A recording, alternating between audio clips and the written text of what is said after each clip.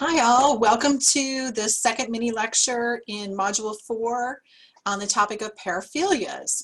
Okay, so remember there's 3 lectures total and it's a good idea to take notes through each of these mini lectures. The first mini lecture we dealt with explaining paraphilia. The second mini lecture, which is this one, we're going to talk about the different types of paraphilias. And then the final mini lecture is just simply going to be devoted to paraphilia. All right, so different types of paraphilias. So you can see a little table here of paraphiliac disorders that's actually in the DSM-5. And you can see that you've got a voyeuristic, exhibitionist, frauderistic. We're actually going to talk about most all of these on the list here. But what you will notice though is that all of these are in the DSM-5 labeled as a disorder, which means they're deviant behavior that in the book of the DSM-5 means that they must be treated. There's something wrong and there is an issue with it. Now, again, ethnogenesis occurs not just in culture, the big culture with a big C, but ethnogenesis also occurs within disciplines. And so for the discipline of psychology, the evolution of how we understand the diversity of sexual behavior, again, going back to the fact that biology is on a spectrum, gender identity is on a spectrum, orientation is on a spectrum. The fact that we have much better knowledge of how the biology works and how culture works when it comes to these kind of spectrums means that it's going to ripple down into psychology. And so some of these things that you see on this list, it's going to change over time, and they're no longer going to be considered to be disorders that need to be treated or eradicated. So we'll go further on with the lecture, and we'll talk about this ethnogenesis or culture change that's actually happening in response to a bigger cultural change within the discipline of psychology. All right, so Quentin Tarantino, you either love him or you hate him, and he happens to be the director of some of my absolute favorites, that's the word I'm trying to get out, sorry guys, favorite films. Kill Bill Volume 1 and 2, you have to watch both, it's really, really good. You know, Reservoir Dogs, he has made, I think, some of the most entertaining films that are out there. However, he is well known in Hollywood for his foot fetish, and in the last film that he just made, you can't escape them. There are ugly feet through the entire film, and so for those of you who are foot fetishes out there, or have a foot fetish, highly recommend this film. You'll really enjoy it. But for a lot of people, it kind of bothered them a little bit. But is he really hurting anybody with this behavior? That's the issue when it comes to paraphilias. Does Quentin Tarantino need to be treated for this foot fetish, or is this just simply an innocent thing that he has that really isn't hurting anyone? And that's kind of where we're at today when it comes to paraphilias. Now, if you want to tell someone that you understand what paraphilia is, you need to know that it's divided into 2 main categories. The first one is, if you have paraphilias, you could potentially have what's called a fetishism. And that's where an inanimate object or a body part becomes the main focus of arousal. And again, the short video that you're going to watch with Dennis Bensi Milan is going to do a really good job explaining to you the difference between the 2 categories. And so again, fetishism is an object. Now, this fetish has to be present, or the fantasy or the idea of the object has to be present in order for the individual to become aroused. Okay, so that is fetishism. All right, so here is one of those categories which may in the future no longer be labeled as a disorder because it has been part of the human sexual spectrum for as long as we know, as long as we have recorded history, right? And so this is a category called transvestic fetishism, and here's how the category works. And before we get started, those of you that are good with world politics will recognize that this individual is Putin. And if we were in Russia and I was an instructor and showing you a picture like this, I'd wind up in a Russian jail, which is no place that you'd want to go. But in the United States, because we have freedom of speech and things like that, we can post things of our leaders that are not necessarily complimentary, and they can't throw us in jail. yet.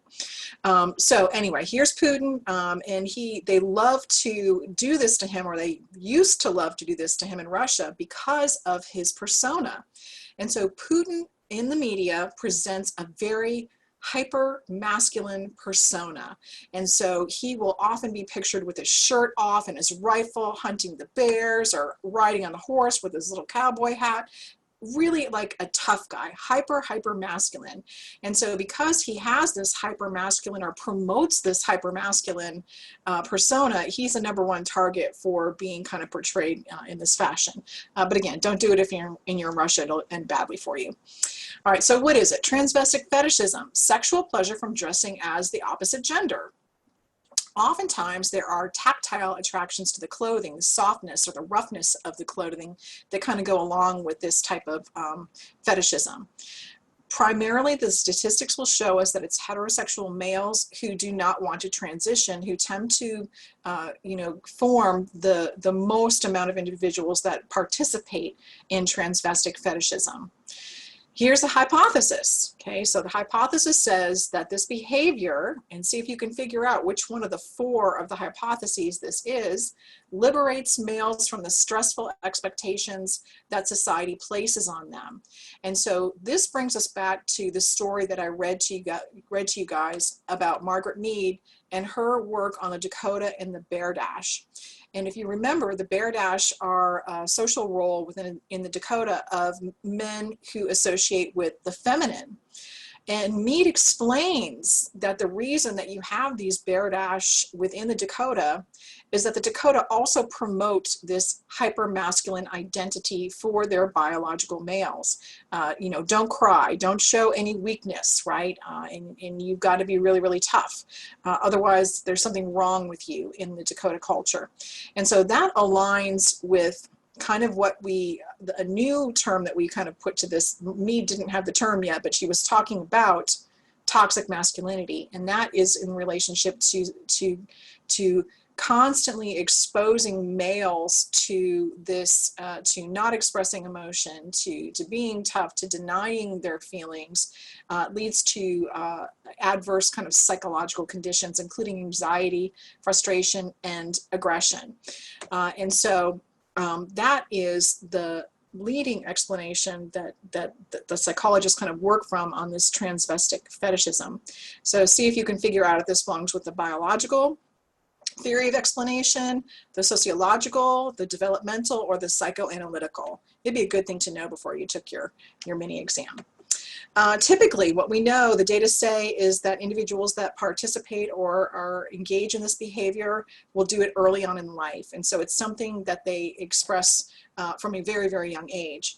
And if you watched the short little video of Princess Boy, or if you have any nieces or nephews or brothers and sisters that you've been able to observe growing up, their gender expression is formed very early on, from the age of 2, right, before they can really even talk very well. So it's not a surprise that this manifests itself along with gender identity at the same time that we all kind of develop our gender identity.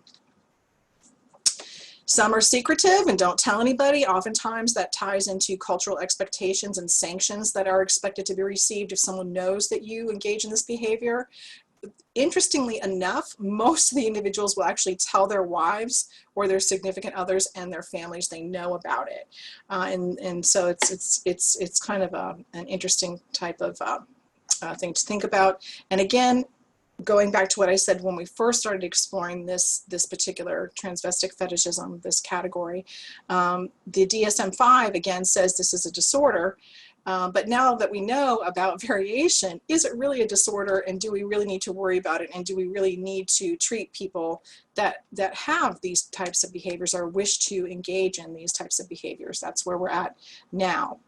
All right, that leads us to S&M, and one of my favorite things to do is to ask a class full of people, what's the difference between sadism and masochism?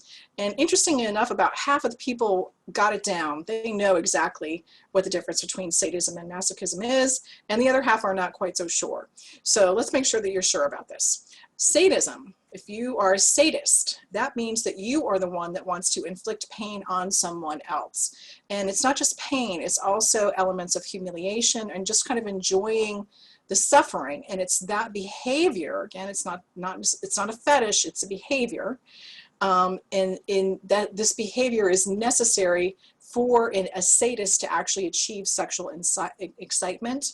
And again, it's variable. It's on a continuum. The severity of what needs to be inflicted on another individual to achieve arousal can vary greatly. If you're a masochist, okay, that means you like to receive the pain.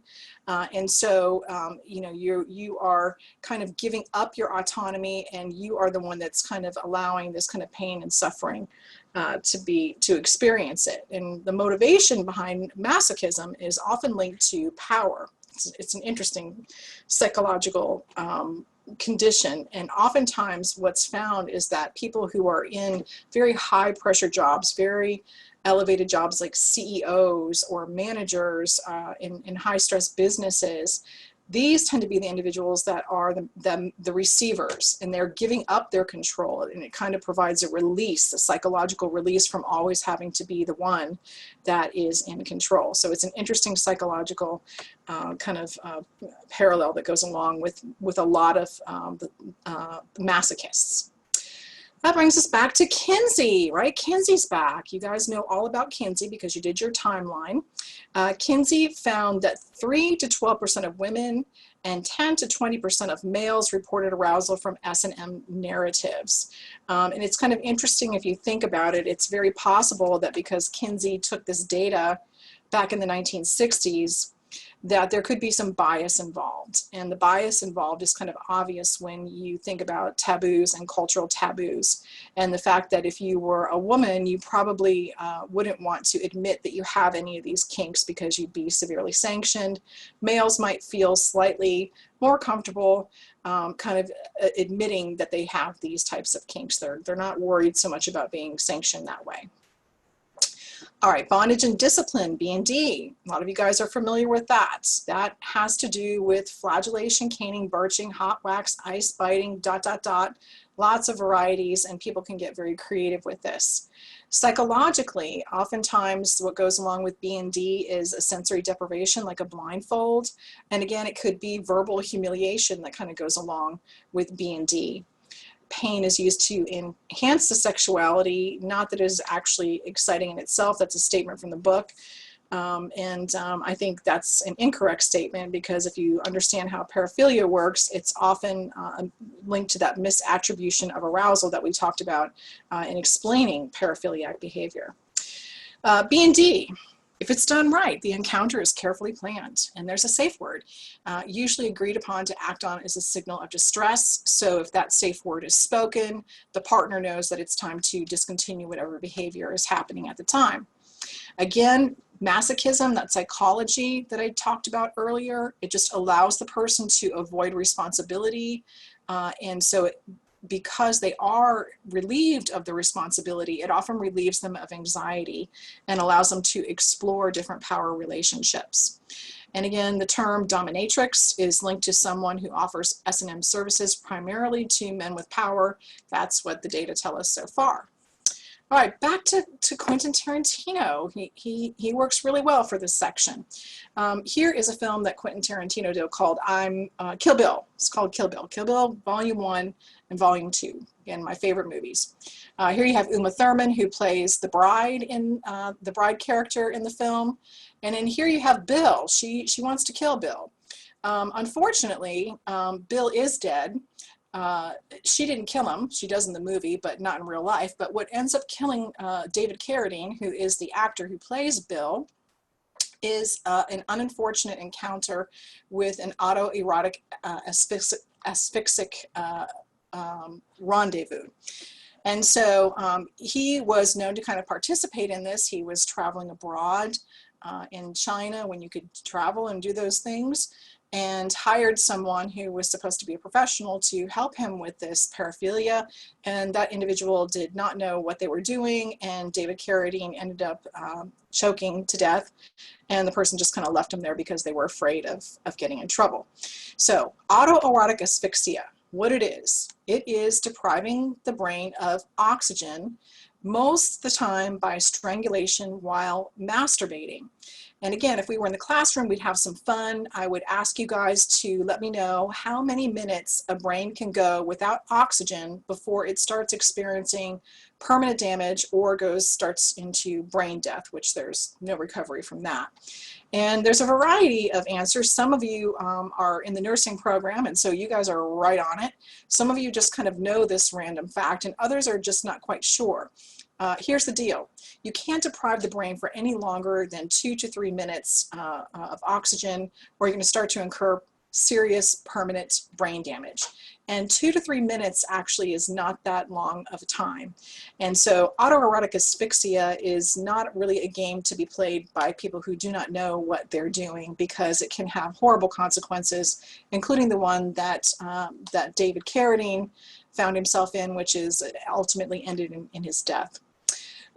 This behavior, oftentimes people will engage in it as individuals, because again, this is something that is taboo. It's something that very few people are going to be comfortable helping you with, but it can be done with a partner. And of course, it would be safer with a partner who knew what they were doing. And last but not least, I know I've said this, talked about David Carradine dying, it really can be fatal, because again, the brain can only be deprived from oxygen for less than 2 to 3 minutes before permanent brain damage actually begins to occur. All right, here's one of my favorite ones because it's just kind of fun to say, scopophilia. Kind of say it with me, scopophilia. It is fun, lots of syllables. Also called voyeurism. And my slide's not the greatest here, but you can see there's a guy with a hat on and a trench coat, and he's got the glasses, kind of creepy looking. But that is what it is. And so it's basically watching persons undressing naked or engaging in sexual activity without their consent. They don't know you're watching them. And oftentimes the slang term for this is called peeping toms. Demographics, typically heterosexual male, usually begin before the age of 15, and usually it's associated with frustration, sexual frustration, and oftentimes people who are chronic masturbators. And again, remember, this masturbation is giving them a dose of oxytocin and dopamine. It's like a hit almost that they're kind of becoming addicted to. Most scopophiliacs are harmless, and they will sometimes be charged with trespassing, which is not a sex crime. And again, it is the non-consensual nature that triggers the fear, right? So remember, this fear response, this misattribution of arousal is what's going on here with these voyeurists and the scopophiliacs. And again, adrenaline that kind of comes from, you know, exposing yourself to someone again without their consent. That's also linked to the good old-fashioned exhibitionism, or what we call a flasher. And again, it's that adrenaline pump that you get from the non-consenting victim. Oftentimes there's masturbation later. This is responsible for about 1/3 of all sex convictions, which doesn't necessarily indicate that it's 1/3 of all paraphiliac behavior. Instead, it's the 1/3 of paraphiliac behavior that is caught and is actually becomes part of our penal system. This, I find, is a really interesting statistic, and also, again, ethnogenesis change happens. So if I were to poll all of the female students that I have in my sections and ask them if they've been exposed to exhibitionism, it's going to be a hell of a lot more than 40 to 60%. A lot of them have been exposed to exhibitionism. All right, ethnogenesis, culture change. Oftentimes I will ask the males in the class if this is an issue for them. And their instinct is to immediately say no. And then what happens after a minute or two is the males will say, oh, wait a minute. Oh, I do remember getting that text where someone sent me a picture of their boobs and I didn't ask for it, right? So technology and power changes are happening in between the genders. And so now it's going up on the rise, the amount of males that are now being exposed to exhibitionism. And again, it has a lot to do with power, exhibiting your power, and a lot less to do with sexual pleasure. But remember, these things are kind of tied together with paraphilia. Here is an interesting theory that goes along. The last bullet point of this particular slide. And this statement I took out of an older book, which I find fascinating. It says that because females have more legitimate ways to expose themselves and to feel feminine and be desired, that's why we don't have so many females walking around flashing their boobs, which I find that kind of really interesting cultural thing to kind of think about. The fact that a woman can put on like a bikini or a skinny little tank top and kind of feel very good about themselves, and somehow males don't have that same option. I would call bull on that, on that particular bullet point right there that comes out of the book. But again, ethnogenesis, culture change happens, right? And so again, that statement is kind of not really kind of understanding what the root of paraphilia comes from. And a lot of paraphilia is rooted in that misattribution of arousal. Here's another fun one to say it with me, scatolophilia. And I have a picture here of an individual with a corded phone, which may be something that you guys never saw in your life. But in the good old days, when you wanted to engage in scatolophilia, it was an obscene phone call. And you could get a phone book, and I think there's a lot of you that haven't really seen a phone book, but a phone book was fabulous. It was a big old fat book, and it had everyone's telephone number in it, right? Now it's not as easy to make an obscene phone call. And so in the good old days, you could just open up the telephone book, put your finger on a little number, call somebody, and heavy breathe into the phone and hope that they were horrified. That's what the goal of the scatophiliac is. Now, the interesting thing, because of technology, is scatophilia, the demographics of scatophilia have changed. It used to be a more random type of selection for the victims, but now it appears that CSRs, or customer service reps, tend to be the ones that are victims more for scatophilia now. That's because they can't escape. It's their job to answer the phone and to try and help you. And so you will note that if you've been a customer service representative, that you may or may not have been a victim of scatolophilia. Again, masturbation is linked after the person calls and makes their obscene phone call, and they get a really negative reaction from you. After that, that's when the masturbation is going to occur, because remember, it is triggering that reflex erection or response. This can't be a surprise, but most have relationship problems and other types of paraphilias that are associated with scatolophilia. And so again, one of the concerns about paraphilias or paraphiliacs is that they're replacing intimacy with objects and things that are not going to return to them the emotional, their emotional needs are not going to be met. And therefore it's going to create a negative feedback loop where, in order to feel better and have that orgasmic relief, they're going to up and keep kind of returning to that behavior to kind of temporarily relieve that anxiety, but it's going to keep them on this hamster wheel, and they're never going to achieve the same type of relief or calm or peace that you would get from having a sustained intimate relationship with another human being. Women-only trains in Japan. Freuderism, that's a man rubbing his genitals against a woman's thighs and buttocks in a crowded place. And again, if we were in the classroom, if I opened up for topics and I asked did this ever happen to anyone, all the women in the room would say, oh yes, this happened, and it just happened last week. So it does happen a lot, and oftentimes it's explained, oh, I'm sorry, I just kind of bumped into you. Very closely linked to another paraphilia, which is called toucherism, compulsive desire to rub strangers with one's hands. And if you look at my picture, these women-only trains that you see in Japan here are really interesting, because we read that little excerpt, right, from Ruth Benedict, right? It was so fun that we read this together, Chrysanthemum and the Sword. And this issue of the Japanese, remember, cultivating the senses. They used to do it. They don't do it anymore. They used to have the geisha class, right? And the fact that they set this kind of high tension up, right? Highly sexualized environment, but very conservative values. And we also know that in modern times, Japan is having an issue kind of getting males and females. The males feel so uncomfortable and so anxious to approach a female that instead they are replacing the females with AI or robots. Nobody does robots better than Japan, right? And so it's interesting that you see this reflected also in literally the infrastructure of the country, where you have males completely removed from the train, only females.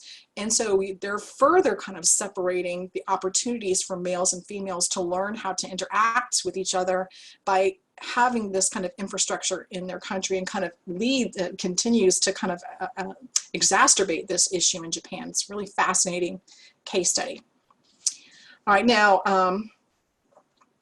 this book right here, like other books I've shown you, you probably don't have this book at home, but this book is titled Wet Goddess, Recollection of a Dolphin Lover, a novel.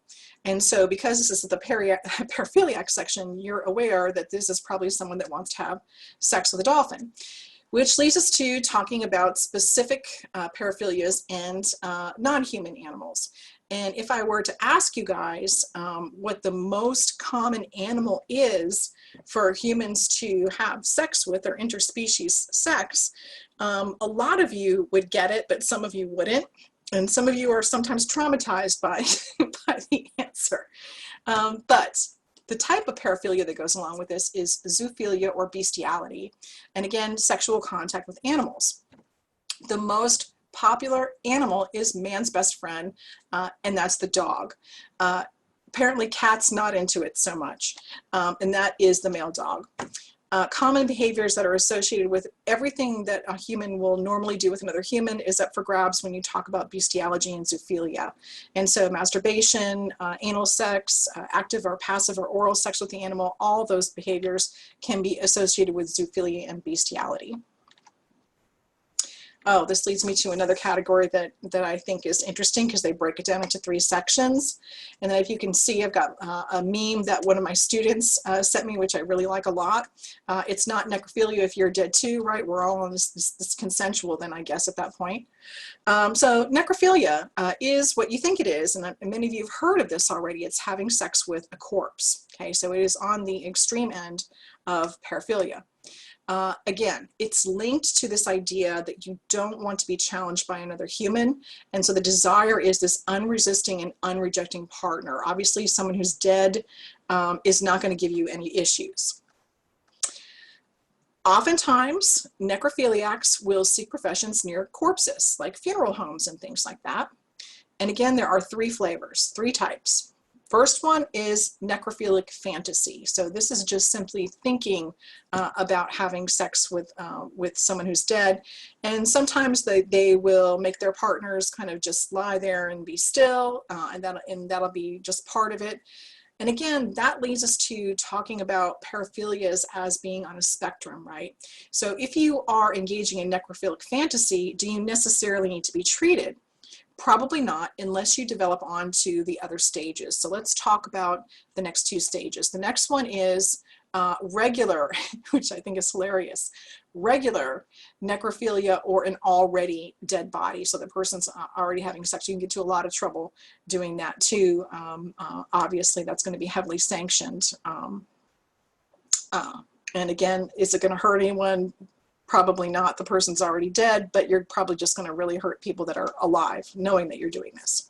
The last one is where you're really going to get in trouble. The last one is necrophiliac homicide, and that is where you're actually committing murder to obtain the corpse. For sure, you're going to get in trouble with that, and for sure that's an issue that needs to be treated or addressed with the penal system. Hypersexuality. Okay, this one is really loaded, and it's got a lot of cultural types of connotations about what is hypersexuality and what isn't hypersexuality. And so currently what is being argued is the difference between sex addiction and sex compulsivity, which is hard to say. But sex addiction, there are some practitioners who don't even believe that this is actually a thing, right? You can't possibly be addicted to sex. I would argue that if you understand the hormonal system and the way that the hormonal system responds to love and reflex responses and the way the hormones work, that you would have to agree that yes, you could become addicted to sex to kind of drug yourself. That is, you know, kind of compared to just you're compulsive, you're engaging in sex compulsively.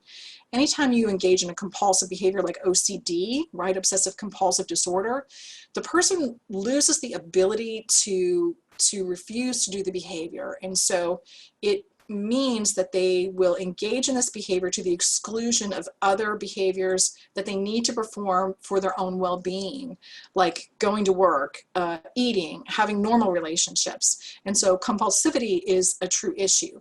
And I'd argue that sex addiction is the same thing as sexual compulsivity, and that a person that is in this situation definitely needs some help. They're not going to be happy, as much fun as it might sound to have as much sex as you like. Culturally, there are double standards. And so women who are hypersexual or deemed sex addicts or engage in sex compulsively will be termed by as nymphomaniacs or whores or sluts. And so therefore, because those negative connotations are associated with it, it makes it much less likely that women will seek treatment if they are, you know, suffering from the consequences of this paraphiliac behavior. Alternatively, the reason that males don't necessarily seek help with this issue is because culturally they are put in a different category. And so they're often considered, if a guy is having a lot of sex, to be a stud or a player. And it made me laugh that your book put Don Juan's in there, because you guys probably have no idea who Don Juan is. But if you Google Johnny Depp and you watch this Don Juan movie, you'll learn what it is. It's a famous classic. And in it, Don Juan lives his life to simply have sex with females. That's pretty much what he does throughout the book. And the book is a tragedy, because if you live your life this way, again, you're not going to be happy, right? So that's the story of hypersexuality, is that it often ends in unhappiness. In the DSM-5, this is called compulsive sexual disorder. So there's a typo. Should be CSD, not CSB. Again, it's linked to a preoccupation with sex, ritualization preparing for sex, compulsive, the inability to actually discontinue this behavior, and again, despair afterwards, and is often linked to depression, because if you lose control over an aspect of your life that causes you to lose control over the necessary things like work and friends and family, you are going to be in despair after the initial kind of feeling good from the hit of dopamine and oxytocin, and it's going to lead you into depression because you're on a hamster wheel that you just cannot get off. And again, it's operant conditioning or behavioral reconditioning that actually helps in these instances. All right. We reviewed this for the first, we're going to review it for the second, and we'll review it for the last one. Pedophilia, again, most paraphiliacs don't seek treatment. Taboo topic, one. Second thing is they just really don't know there's a problem. They've never heard of it or talked about it. Behavioral techniques, reconditioning, most successful. Aversion therapy is part of that reconditioning, where there's a negative instead of a positive, stimuli for the activity that the paraphiliac is engaging in, or the fetish. And this is orgasmic reconditioning, where you learn to associate positive stimuli with orgasms instead of negative stimuli with orgasms. And remember, castration for, again, those are penal criminals that are sexual offenders, doesn't work, because it is not a physical thing. It is more about power, and it's more about psychology. And if you castrate someone, they are not going to discontinue this behavior. They'll just find another way to do it. All right, second mini lecture. Check it off your list. You've gone through explaining paraphilias. We have talked about types of paraphilias. And the last mini lecture will take on pedophilia. Thanks a lot, guys. Maybe back here for talking about pedophilia and figuring out what's going on with that.